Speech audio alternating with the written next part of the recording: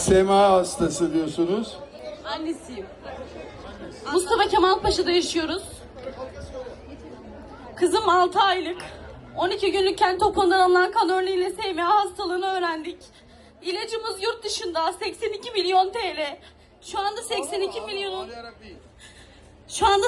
milyonun %28'ini topladık.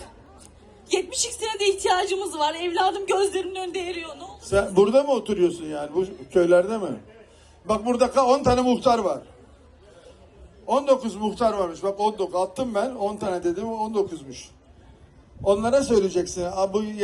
Bu işi onlar organize eder. Bak muhtar burada. Halktan gelir biliyorum da ama muhtar yani birisi önce olması lazım. Ben biraz şarkı söyleyeyim, kusura bakma dedim ya. Muhtar burada, bak bir konuş onunla sen. Allah şifa versin. Yapacak bir şey yok.